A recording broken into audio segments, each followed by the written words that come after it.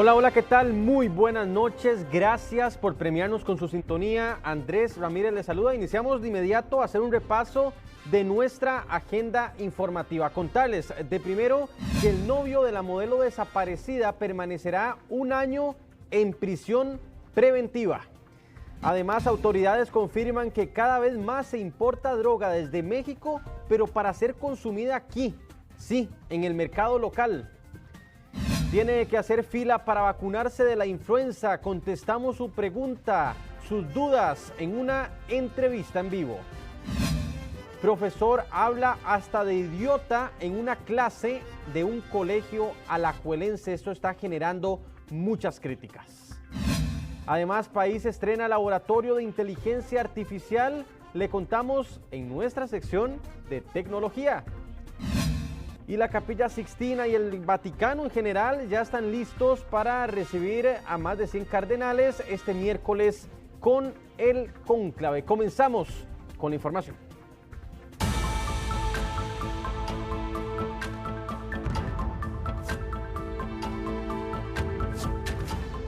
Bueno, hay varias noticias actuales frescas y una de ellas tiene que ver con la trocha, con el caso de la trocha. Defensores públicos solicitaron esta noche aplazar el juicio de la trocha por 3 meses más, ya que no han podido estudiar el caso. Eso es lo que dicen. Argumentan que es un caso altamente complejo, con 800 folios y 512 elementos probatorios, y solo han tenido 5 días para estudiar el caso. Escuche usted, tremenda barbaridad. Estos 4 defensores se repartieron los 8 imputados que dejó el abogado José Miguel Villalobos, quien abandonó el proceso. En relación con la posposición del inicio del debate, la defensa lo que pretende y solicita es que este debate se inicie este año en el mes de agosto. ¿Por qué 3 meses? Precisamente para contar con un tiempo razonable. Que definitivamente la defensa no puede asumir un debate el día de hoy, no porque no esté preparado, es porque necesitamos estudiar el expediente. Y es por eso que la defensa solicita, y desde mi escrito solicito, que se posponga la fecha de inicio de este debate. Claramente la defensa pública, y aquí esto lo enmarco, señoras juezas, señores jueces, no está solicitando que se suspenda este juicio y que se señale para una nueva fecha. No es así. Estamos solicitando únicamente que se posponga la fecha de inicio de debate. Bueno, y el novio de la modelo Rashab García deberá descontar 1 mes de prisión preventiva por el presunto doble homicidio de García y su amigo Nelson Pavón. Además, el imputado de apellido Brenes, a quien le decomisaron el carro de la joven, deberá firmar cada 15 días. Él quedó libre, porque deberá firmar cada 15 días en el juzgado penal de San José. No puede tener contacto con testigos, no puede salir del país. El tercer imputado de apellido Montenegro también quedó libre y además sin medidas cautelares. Ellos fueron vistos en un bar en la localidad de Orotina y luego se trasladaron a esa vivienda donde testigos afirman, informaciones confidenciales nos dicen que los vieron ingresar a esa vivienda de Bustos Matas, pero en ningún momento los vieron salir, y además se reportaron disparos en horas de la noche y de la madrugada en esa vivienda. Hay 2 vehículos gemeliados de las mismas características que el vehículo que le he decomisado a mi representado, idénticos, el mismo color, los mismos aros, y los 2 vehículos fueron decomisados. Entonces, en este momento yo no me atrevería ni siquiera a poder asegurar que el vehículo decomisado a Eder efectivamente corresponde al de Rashab.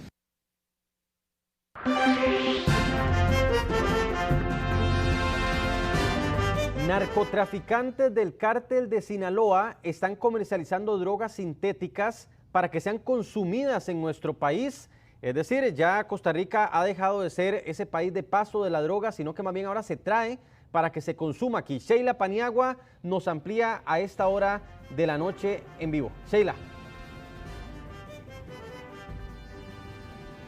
Efectivamente, lo más peligroso de esto es el cártel que está trayendo esta droga a nuestro país para que sea comercializada, y estamos hablando de uno de los cárteles más peligrosos de México, el cártel de Sinaloa. Los principales consumidores son los jóvenes, y donde están encontrando este tipo de estupefacientes que son altamente peligrosos son en lugares recreativos como las discotecas. Estamos hablando de metanfetaminas, estas drogas sintéticas que en los últimos años se ha vuelto bastante popular en nuestro país. Hemos preparado una información para que usted conozca esta forma en que están operando las organizaciones criminales del extranjero en nuestro país.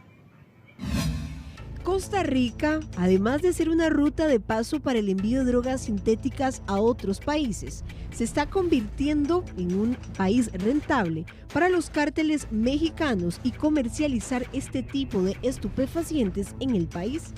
En menos de un mes, la Policía de Control de Drogas decomisó 70 kilos de metanfetaminas cristales. Presumimos que pertenece al cartel de Sinaloa, y es droga que se trae a territorio nacional con el ánimo de ser distribuidora o ser distribuida más bien aquí en la capital, en San José. Las organizaciones criminales fuera de nuestras fronteras primero envían cargamentos pequeños. Veamos, en febrero la PCD decomisó 35,000 pastillas de metanfetaminas.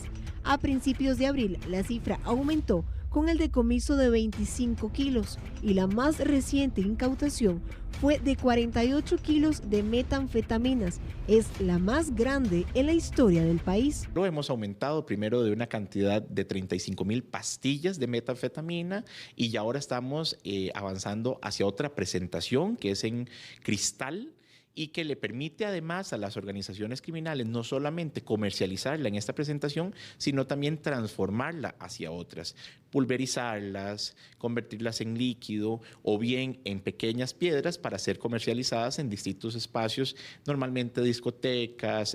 Estas drogas son altamente adictivas y van dirigidas a un público en específico, a los jóvenes de gran poder adquisitivo. Una dosis de 0,5 gramos puede costar 18,000 colones. Sumamente rentable. De hecho, se habla a nivel global de que las drogas sintéticas como el fentanilo, la anfetamina, el cristal, van a sustituir por completo la cocaína y la marihuana que han sido tradicionales. ¿Por qué? Porque la forma de ingresarla al país es sumamente sencilla. Puede entrar en cargamentos de pastillas. También existen otros tipos de drogas sintéticas que están siendo comercializadas en el país. Por ejemplo, la heroína, LSD y ketamina. Las personas consumidoras no saben qué es lo que están consumiendo y qué es lo que las organizaciones criminales les están vendiendo. Insisto, les están ofreciendo, por ejemplo, polvo que podría, según ellos, ser clorhidrato de cocaína, pero en realidad podría ser metanfetamina en presentación en polvo. La presencia de cárteles mexicanos, que además son sumamente violentos, preocupa a las autoridades, por lo que continuarán uniendo esfuerzos con la DEA para evitar que estas drogas se comercialicen en la capital. Sheila, y esto es sumamente preocupante. ¿Es la metanfetamina lo que más se está distribuyendo, lo que más está llegando de México, o ahí en cuenta las otras drogas sintéticas? Andrés, bueno, los últimos decomisos que han realizado la Policía de Control de Drogas son de metanfetaminas. Recordemos, entre a finales de enero, principios de febrero, decomisaron 35,000 pastillas. Luego se da a principios de abril el decomiso de las 24 kilos, de metanfetaminas, y luego ayer los 48 kilos de metanfetaminas. Es decir, que los últimos decomisos de drogas sintéticas son de este tipo de estupefacientes. Sin embargo, nosotros en Noticias Repretel realizamos el top 3 de las drogas sintéticas más consumidas, y ahora la metanfetamina que está agarrando fuerza, pero también el éxtasis, LSD y también la ketamina son parte de esas drogas sintéticas que ingresan al país y que están siendo comercializadas en la capital. Lo veíamos que en espacios recreativos, en espacios públicos, como lo son también las discotecas, donde llegan pues estos jóvenes principalmente a divertirse, y es ahí, bueno, donde aprovechan también para ofrecerles este tipo de drogas.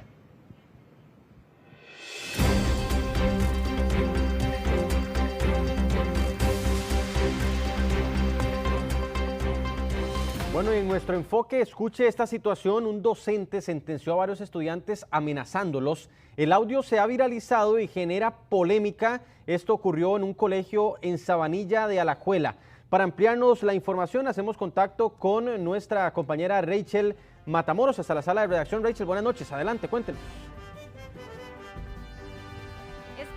Situación tensa ocurrió en el Colegio Técnico Profesional de Sabanilla cuando en apariencia un docente amenazó a unos estudiantes diciéndoles que no les iba a brindar centros de clase. Esto ocurrió en apariencia porque varios estudiantes habrían o no habrían ido a clases como una forma de manifestación debido a que no estaban recibiendo pues una calidad en las clases de especialidad, y pues esto llevó en apariencia a que el docente les hablara de esta forma, al punto que de hecho los expertos critican y señalan de alguna forma estas actitudes violentas.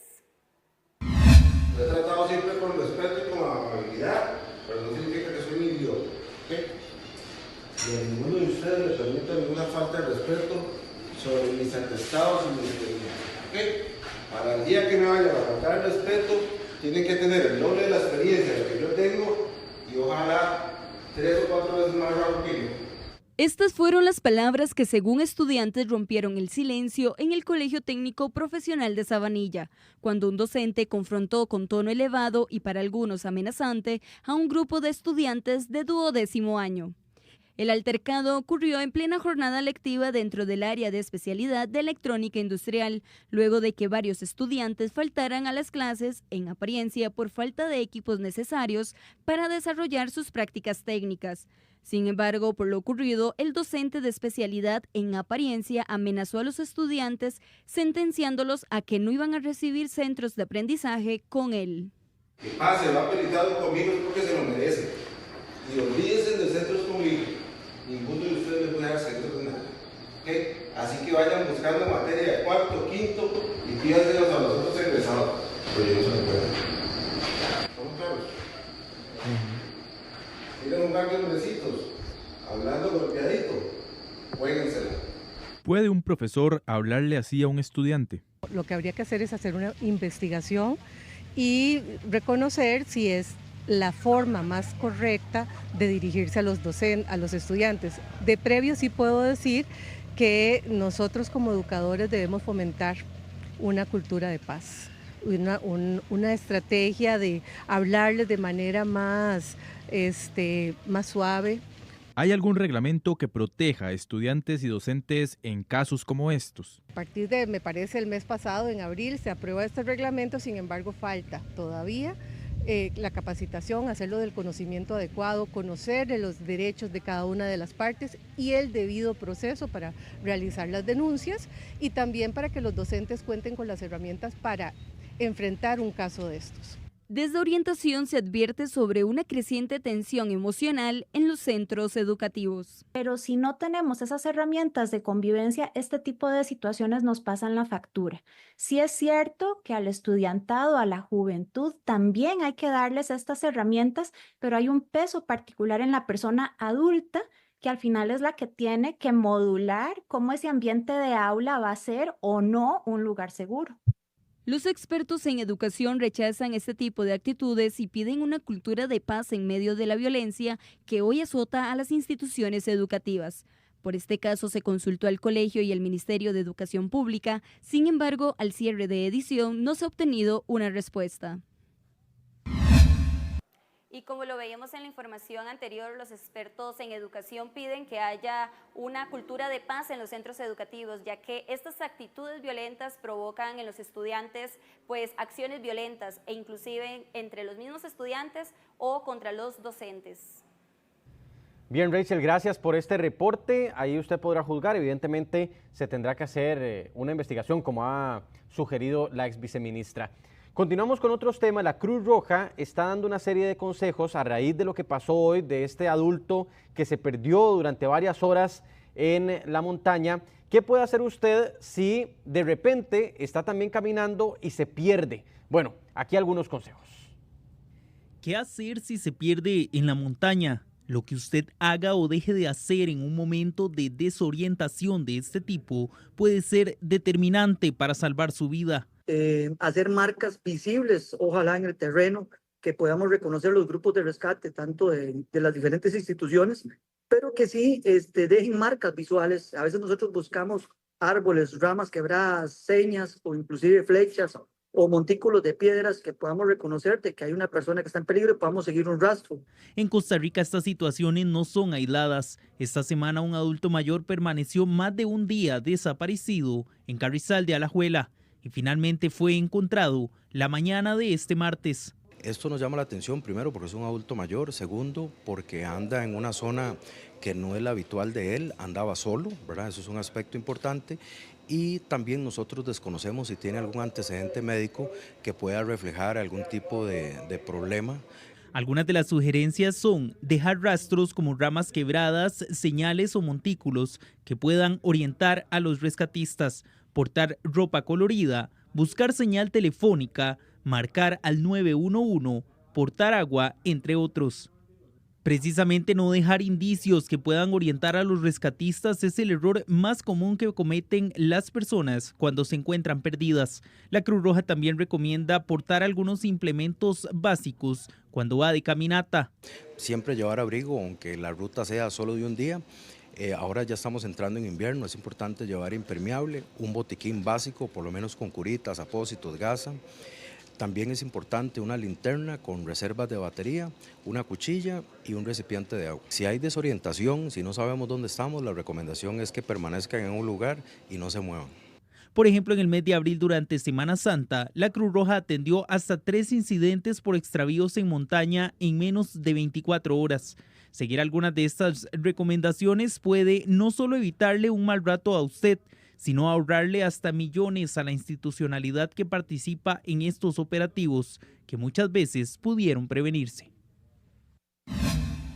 Y en lo que va del año, el país ya alcanza los casi 1000 accidentes en carretera, 115 son por atropello, pero por colisión son más, son 636 por colisión. Se contabilizan más de 200 fallecidos producto a estas emergencias.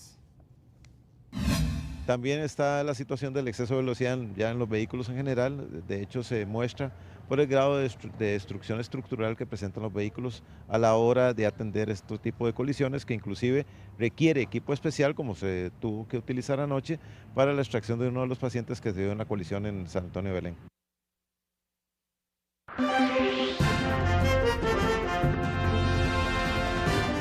Bueno, luego del discurso del presidente en la Asamblea Legislativa surgen los diferentes análisis y reacciones. La Universidad Nacional ha hecho uno y nuestro compañero Jeffrey Naranjo nos amplía sobre estas conclusiones. Jeffrey, buenas noches.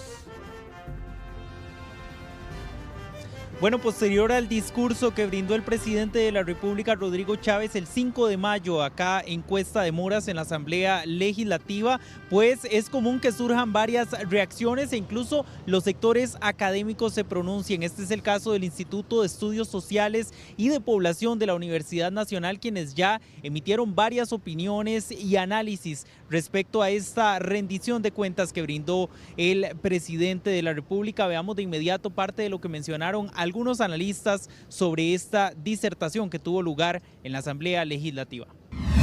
Un despertar que se ve en la indignación de un pueblo unido. Si se hubiera pasado lista a los temas país que estuvieron dentro del discurso del presidente de la República este 5 de mayo, género y ambiente serían los grandes ausentes, según analistas del Instituto de Estudios Sociales y Población de la Universidad Nacional. El tema de género no ha sido prioritario desde el inicio de esta administración. Tuvimos el problema de que nombra como presidenta del INAMU, bueno, como ministra de la Mujer y presidenta del INAMU, una persona que no tenía las condiciones para ser presidenta del INAMU. En el tema de ambiente tampoco parece que ha sido la prioridad en este gobierno, ¿verdad? Ha habido muchos conflictos con el ministro de Ambiente y la forma en que se han gestionado pues, los permisos, ¿verdad? En el área de Gandoca Manzanillo, por poner un ejemplo, y en el área de comercio. Cada año posterior a las votaciones del directorio legislativo, el presidente de la República brinda una rendición de cuentas. Este año el mandatario centró su mensaje principalmente en el tema de seguridad. Creo que es un buen ejercicio democrático que los gobiernos digan, bueno, no estoy satisfecho todavía con A, B, C, D. Si un gobierno se presenta completamente satisfecho de todo lo que realizó, eso también puede ser eventualmente problemático porque no da pie para buscar nuevas formas de mejorar la gestión que se está realizando. Según el informe del presidente de la República, el país ha mantenido la inflación baja, un aumento en las exportaciones de 2023 a 2024 de un 9%, el otorgamiento de 9,000 bonos comunales y las recientes medidas tomadas en las cárceles. Bueno, y como es tradicional también el día después de este discurso que brinda el Poder Ejecutivo, los diputados de las distintas fracciones pues reaccionaron a este informe de labores presentado por el presidente. Algunos temas como la seguridad y también pendientes que tiene el Poder Ejecutivo de promesas que se realizaron en campaña fueron parte de los discursos que dieron los diputados este martes. Escuchemos algunos fragmentos a continuación. Yo les pregunto, costarricenses, ¿realmente ustedes se sienten más seguros cuando salen a las calles? ¿Realmente ustedes ven más fuerza pública, más patrullas en sus comunidades atendiendo los temas de seguridad? ¿Verdad que no? Lo cierto es que seguimos cosechando años violentos, marcados por pérdidas irreparables de mujeres, hombres y niños en todo el país. Voy a enumerar los proyectos que él prometió en campaña y que no ha cumplido, que es la ampliación de la Ruta 27, el corredor vial San José-San Ramón, la carretera Cartago-Florencio del Castillo, que si bien vemos las obras que se han inaugurado y que ya arrancaron y las abrieron, ahí en La Lima, por ejemplo, quitaron uno de los niveles del puente y vemos cómo las obras ya no están avanzando, las inauguraron a medio palo y no las vemos avanzando con el mismo ritmo que venían. Cuando usted pasa por ahí, lo que ven son a 4 o 5 personas trabajando y ya no la cantidad de cuadrillas que tenían anteriormente. Bueno, en tanto el Poder Ejecutivo destaca que la materia macroeconómica y acciones en seguridad han sido el principal fuerte de este gobierno, pues los diputados cuestionan varias de estas acciones e incluso, como pudimos ver, especialistas de la Universidad Nacional también cuestionaron la ausencia de temas como género y medio ambiente en la agenda del gobierno. Continúan ustedes con más información. Así es, Jeffrey, buenas noches, muchas gracias. Hablamos del presidente de la República, Rodrigo Chávez, que de hecho hizo efectivo el veto a la ley que pretende adelantar la jubilación de los agentes judiciales a los 55 años. El gobierno justificó que el veto se debe a la violación de igualdad y el principio de sostenibilidad financiera. Reaccionan los diputados. Tenemos que cuidar el país, que tenemos que cuidar también la sostenibilidad a futuro. A través de las distintas decisiones que tomemos tanto en esta Asamblea Legislativa como en Casa Presidencial. Los fundamentos que se incorporan en el veto me parecen que tiene todo el sentido del mundo. Yo esperaría que los diputados podamos analizar con cuidado los mismos y que tomemos una decisión responsable. Hay un estudio actuarial, es más, hay nuevos estudios que dan aún más fortaleza al régimen, que dice que no se pone en riesgo el régimen de pensiones del Poder Judicial, que además todas las personas funcionarios judiciales siguen cotizando después que se pensionan, ¿verdad? Pero este es un régimen especial y esto en nada afecta a los otros como los de la Caja o el régimen de pensiones de Hacienda también.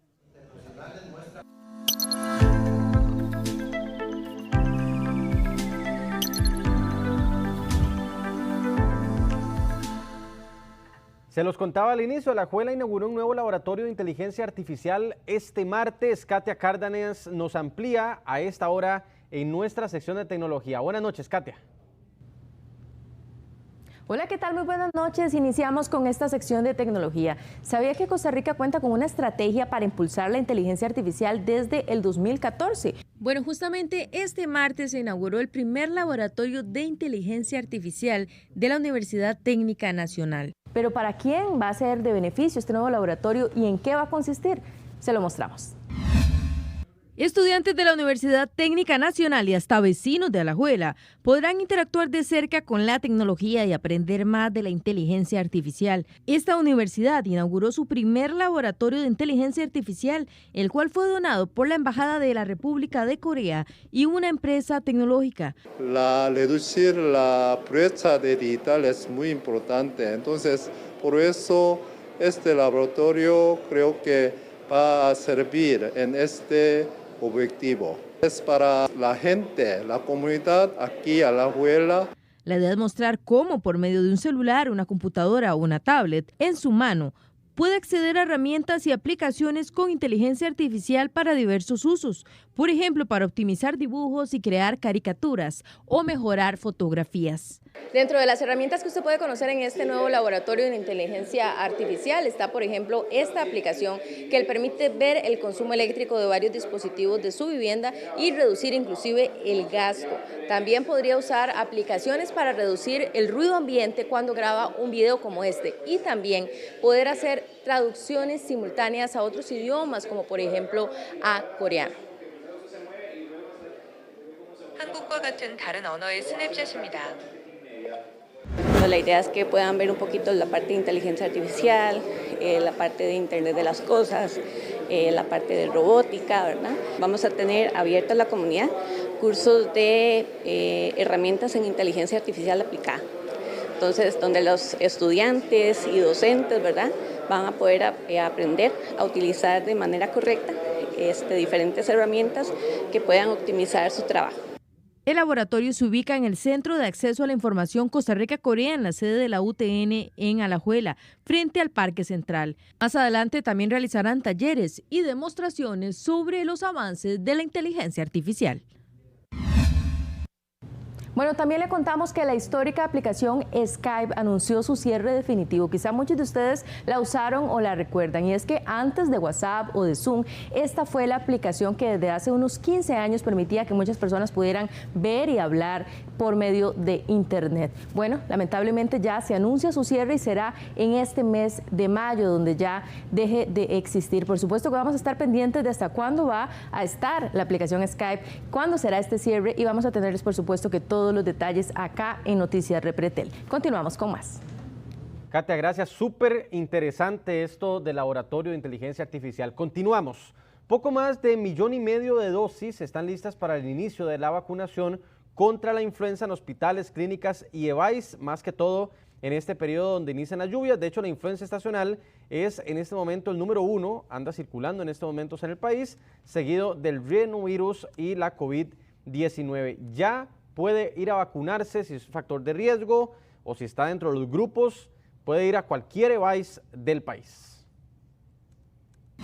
Yo considero que es súper importante venir a vacunarse contra la influenza, ya que en mi caso, que estoy embarazada y tengo 34 semanas, va a permitir proteger más a mi bebita y aparte protegerme a mí contra estos virus respiratorios que se aproximan más por los cambios de clima.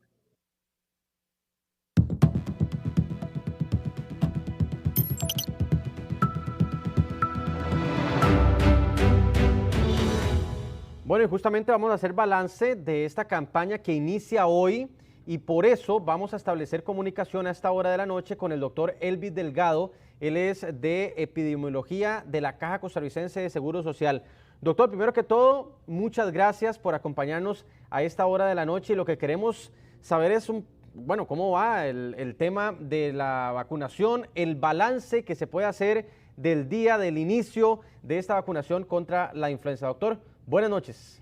Buenas noches, Andrés, y a los amigos televidentes. Bueno, comentar que el inicio de la jornada de vacunación de influenza ha sido de muy buena aceptación. Tuvimos muchísimo movimiento en lo que fue en la parte inaugural, y según los datos y registros de los compañeros a nivel y a lo largo y ancho del país, ha tenido una muy buena aceptación y las personas han estado esperando justamente este arranque, ¿verdad?, de la jornada, y esperamos que así sea durante las próximas semanas, que generalmente siempre tendemos a eso, ¿verdad?, de que las personas en las primeras semanas se aplican la vacuna, y recordar que son 8 semanas que vamos a estar con esta jornada, ¿verdad? Es una estrategia muy puntual que es justamente para adelantarnos a la época lluviosa y a la mayor circulación de virus respiratorios, principalmente estos de influenza, que son los que también contiene la vacuna y brinda la protección.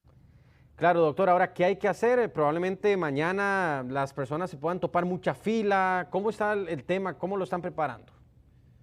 Efectivamente, bueno, las personas van dentro del grupo de riesgo que está, digamos, según los lineamientos institucionales, acude a su centro de salud. Importante que lleve su carnet, ¿verdad? De asegurado, su cédula, algún tipo de identificación para que luego su vacuna pueda ser registrada sin ningún problema, número 1. Luego, van a llegar a los centros, siempre generalmente se abren varios vacunatorios, ¿verdad? Digamos, en la sede de Vice, pues siempre hay un vacunatorio que hay dispuesto. Hemos tenido también reportes de que van a abrir en salones comunales, en iglesias, durante fines de semana, Andrés, también nos hemos tenido que adaptar a las nuevas modalidades también, ¿verdad? Y a pegarnos a eso. ¿En qué sentido? En que también va a haber vacunaciones los fines de semana. Sí, doctor, y lo último, nos queda muy poquito tiempo. Cuando la población de riesgo, por ejemplo, una persona de 20, 30, 40 años que no está enferma, etcétera, ¿en algún momento podrá también tener acceso a esas vacunas de la caja o tiene que ir por privado? Ahorita, básicamente la recomendación, digamos, estar establecido en los lineamientos, ¿verdad? Que ese grupo, esas personas que usted me está comentando, generalmente, digamos, es lo que está dentro del lineamiento. Ya posterior, y digamos, pasadas las 8 semanas, ¿verdad? Se valorará y si quedan vacunas, más bien poder ofrecerle también a este grupo poblacional sin ningún problema y sin ninguna restricción. Muy bien, doctor, muchísimas gracias. El doctor Elvis Delgado de la Caja por esta información. Buenas noches, doctor.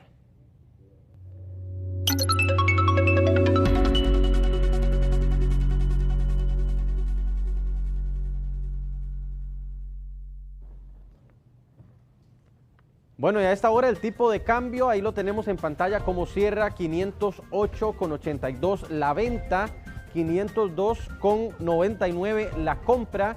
Ese es el precio de referencia del Banco Central.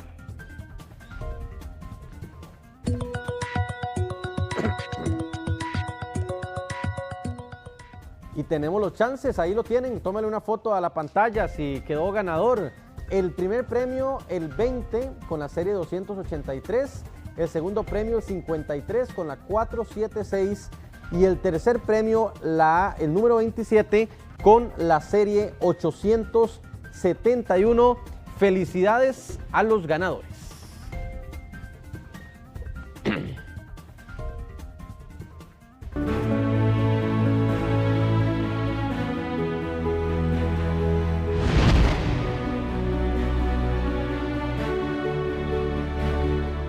Y la comunidad católica del mundo está esperando y cada vez se acerca más el momento para conocer al nuevo líder de la iglesia. Justamente hay curiosidades, hay elementos importantes que se llevan dentro del cónclave y aquí los vamos a resumir. El cónclave es la votación que elige el sucesor de Pedro en la Iglesia Católica. Un proceso secreto y con mucha historia detrás. Acá repasamos algunas de sus curiosidades. La palabra cónclave significa con llave, en referencia a la naturaleza de la elección, alejados los cardenales de presiones e influencias externas. Y tiene su origen precisamente en el siglo XIII, cuando en Viterbo, en una ciudad italiana, se da el cónclave, la reunión de los cardenales que tenían que elegir al sucesor de Pedro, y como no definían quién era y iban pasando los meses incluso, decidieron encerrarlos bajo llave y pues que hasta que decidieran los pudieran sacar de ahí sin alimentos y sin nada. Durante el periodo de votación, los cardenales viven en la Casa Santa Marta, que fue acondicionada para el cónclave. Previo a este, se realizan las congregaciones generales entre los cardenales. Son momentos preparativos, en donde los cardenales pueden conversar entre ellos también, pueden ver cuáles son sus candidatos y algo muy importante es conocerse, porque no todos los cardenales se conocen a profundidad. Actualmente hay 252 cardenales, sin embargo solo votan los menores de 80 años. Es necesario obtener 2/3 de votación. Los cardenales electores son 133, por lo que el nuevo Papa necesita 88 votos. Por lo tanto, se trata de escuchar lo más posible la voz del Espíritu Santo a través de la oración, del silencio, del aislamiento, para que no haya ninguna presión externa que pueda afectar la decisión. Otro aspecto llamativo es que los cardenales permanecen incomunicados, por lo que no pueden responder mensajes o ver medios de comunicación. Llegaba un rey, llegaba alguien de una orden y entonces influían mucho en cada cardenal. O sea, cada cardenal tenía la cabeza así, por decirlo de alguna manera, toda grande, de estar escuchando muchas voces que decían, podría ser este, podría ser otro. Y entonces los cardenales no podían ponerse de acuerdo. Entonces Gregorio, el Papa Gregorio, dijo, aquí mejor partimos, solucionamos la situación y que no haya ninguna influencia y creamos un cónclave, o sea, una reunión a puerta cerrada. Al momento de votar, los cardenales deben decir: pongo por testigo a Cristo Señor, el cual me juzgará, de que doy mi voto a quien en presencia de Dios creo que debe de ser elegido. El primer día solo habrá un escrutinio. Será cerca de las 10 de la mañana, hora costarricense. Posteriormente se realizarán 4. En nuestro país, los horarios aproximados de votación serán 2, 4 y 10 de la mañana y 12 mediodía. Una vez elegido el Papa, pasa a la sacristía de la Capilla Sixtina a cambiarse por la sotana blanca y elegir el nombre. A este cuarto se le llama la Sala de las Lágrimas. Hay una expresión muy bonita que es llevarlo a que cambie sus vestiduras por la sotana blanca. Habrán varias ahí en la Capilla de las Lágrimas, así llamado, la sacristía de la Capilla Sixtina. Y luego de eso entonces, con las nuevas indumentarias y los nuevos signos que lo revisten ya con su nueva condición ante la iglesia, los cardenales pasarán a felicitarlo, a hablar con él y demás, para luego salir al balcón central de la basílica. Una vez elegido el Papa, es presentado en el balcón para su primera bendición. Y justamente está conmigo el padre Ricardo Cerdas para ampliar un poco, porque estamos a muy poquitas horas para que inicie el cónclave. Padre, primero que todo, buenas noches, muchas gracias por venir.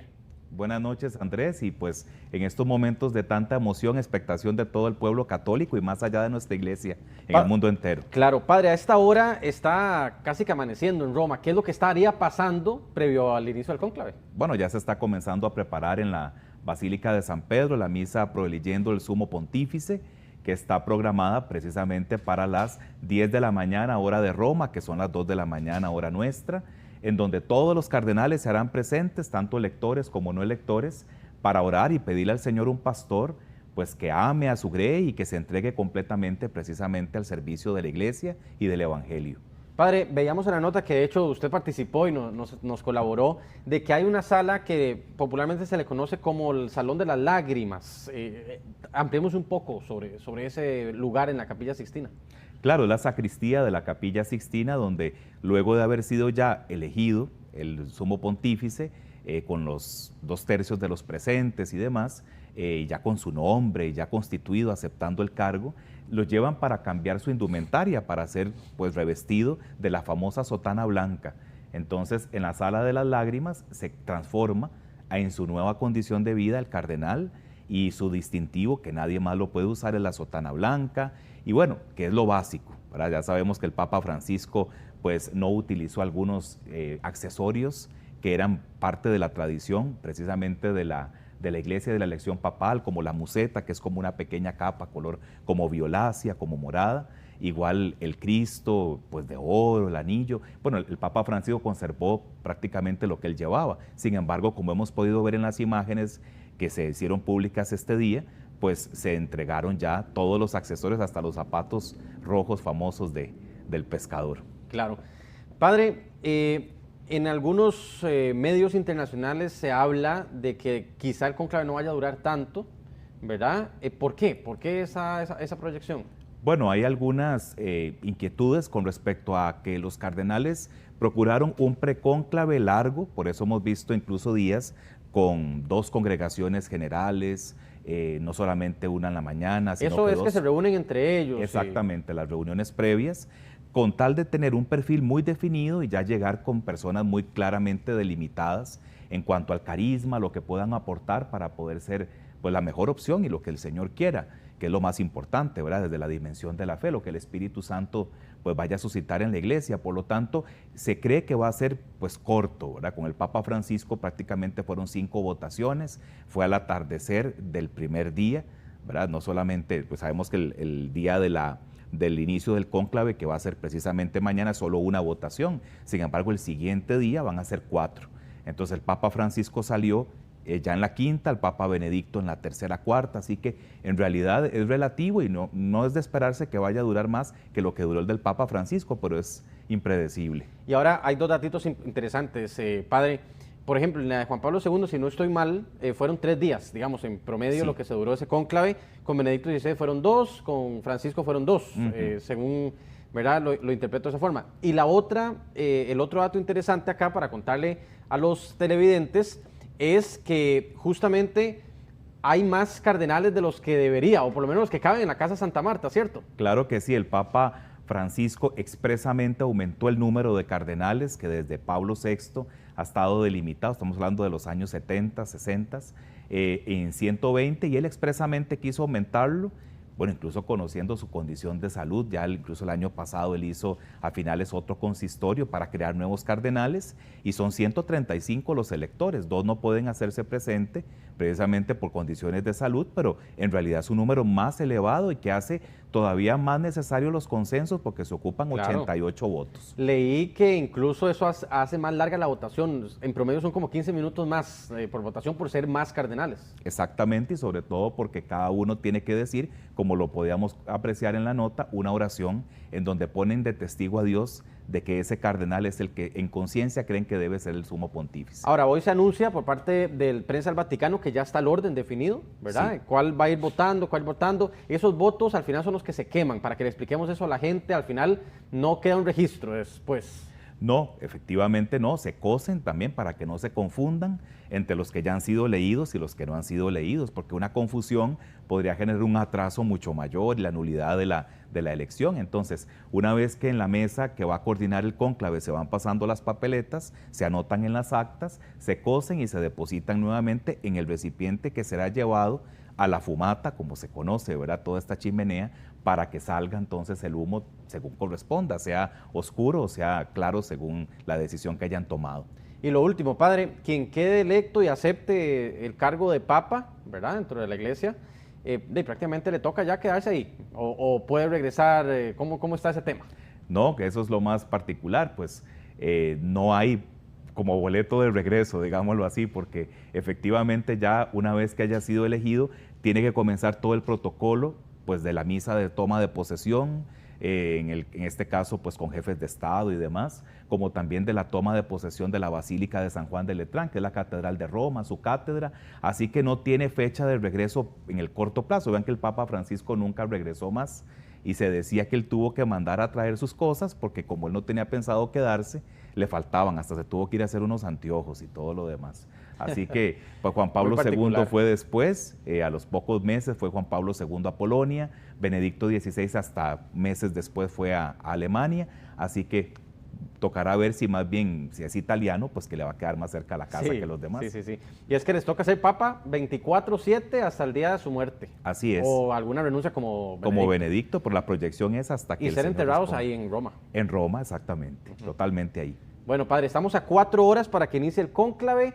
La votación un poco más, porque está a eso de las 10 de la mañana, horas más, horas menos. Y todo eso, pues obviamente lo tendremos aquí por la señal del 6 para que usted, aquí estamos en esta cámara, usted también esté pendiente. Si es en la madrugada, el jueves o el viernes, ahí estaremos interrumpiendo programación.